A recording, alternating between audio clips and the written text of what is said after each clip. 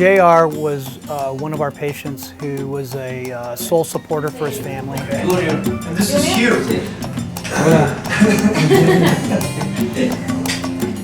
He was a construction worker, kind of the typical mechanism of injury, had a motorcycle accident years ago, ended up with avascular necrosis of his hip, so that causes complete collapse of the femoral head. Can't work, basically, has no income now. A severely short leg with a long plate in, which does cause us some engineering problems when we're trying to go back in there. We like to have, and we don't have all the implants, revision implants, like we would here at St. Vincent's Hospital. So we kind of worked around that. We did get rid of his plate. We did a hip replacement on him, and he really did phenomenally well. He's back to work.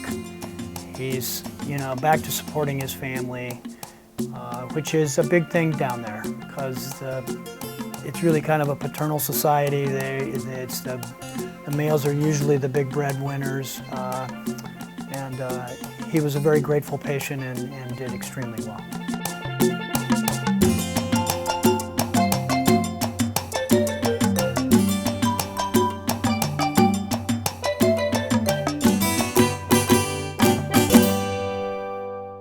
Was he the one that said, "I'm crazy for walking"? Yes, when we made rounds on him, he did, our group motto is crazy for walking, and estoy caminando loco is sort of the translation for that.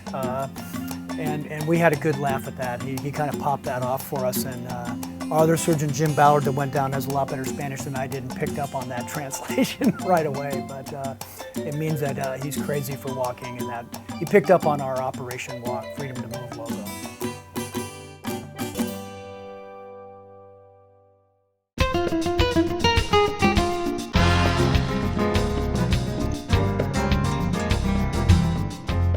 I think one of the things that I'm really proud about and distinguishes Operation Walk Freedom to Move, and was probably one of the reasons that we merged with them, is we have a big teaching component. We have 3 years working with ILAC and Operation Walk, and it's been a nice education experience for us, for residents, because we're learning a lot from the specialists that come over from knee and from hip. So Dr. Ballard is going to come, and he can help teach. And we are going to be the surgery. Yes. With you. Absolutely. That's why we come. It's for teaching. Yeah. So they have a residency program. One of our supporters asked, well, what happens, Dr. DeWillius, if something happens or goes wrong down there? Well, they have a whole residency program down there. And the residents were talking to one of our residents, or fellows that went down last year, and said that their total hip time's gone from like 4 hours down to more like 2 hours. So I think it's great that we come down and do cases for them, but I think what really distinguishes our group is that we're teaching them how to do it and become better surgeons. And I think it's nice to have a dialogue between our residents when we have younger residents or fellows that go down. I think they resonate better, and they're usually the ones that present difficult cases for us. And that's a great cultural dialogue. But that's what I'm very proud about, is the teaching and educational component. So it's not just us going down there and doing cases and leaving. We have a fail-safe system. They can wash out, a hip or take care of a, fracture or anything, which we've been very blessed not to have had happen so far. The reason that we have worked in the Dominican Republic is when I was a medical student, I went down there for a 6-week rotation. And so I had a bond with Creighton University and the Institute for Latin American Concern. But we had a problem with finding a hospital that was safe to do hip replacement surgery. So Dr. John Tessier and I kind of figured out a hospital that we thought would work. We went out and investigated that, and after we've been down there for 7 straight years doing these hip surgeries, and we're doing more of them every year. Last year we did 60, basically because of the support that we're getting from people like you tonight.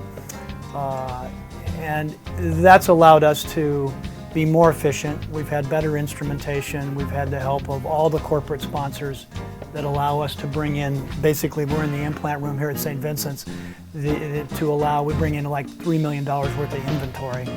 What we fundraised tonight is to bring our team down there and to buy instruments that we think will help do this. So it's been a tradition that I was involved with years ago, and people get funneled in from the Guapadores through the ILAC Jesuit mission, and then the town that we do the surgery in is just outside of Santiago in the Dominican Republic. It's called the town of La Vega, and it has a beautiful hospital, and we're fortunate to have that hospital. And all of that community sends it out over the radio and the news. They know when we're coming, and then it's word of mouth. I mean, it's just like anything else, but you know, they can't wait for us to come down now because these people don't have the money or insurance. There are a few people down there that have it, but 80% of the population does not have access to health care. Everybody has to be people that are poor people. Nobody with money, only poor people. Even more, It's more, gonna more, be more, even more, more. more, more. Yeah, because this Well, is already, if we have that problem, then we'll. you know, the thing is, our hospital is right now #1 hospital in the country. You guys are awesome. No, because we got like 5 medals of gold medals. Every time in I come service, down here, you guys are. and we won another medal this year. So like when they go to TV and say we're gonna have an American procedure for people that cannot get a knee replacement or a hip replacement, it's gonna be free. You know, we just want you to come in. You see the people like last year we had only like 40, but this year we got like 100 people. Well, and now we're with Operation Walk. Our mission is to teach. You know, we can go anywhere else and just do total hips, but we feel like it's most important to teach. I want you guys to be doing But this, and that joke is then outside. ultimately I want you guys Oh. to do this, and then I can go to the beach. That's okay. Yeah, I know.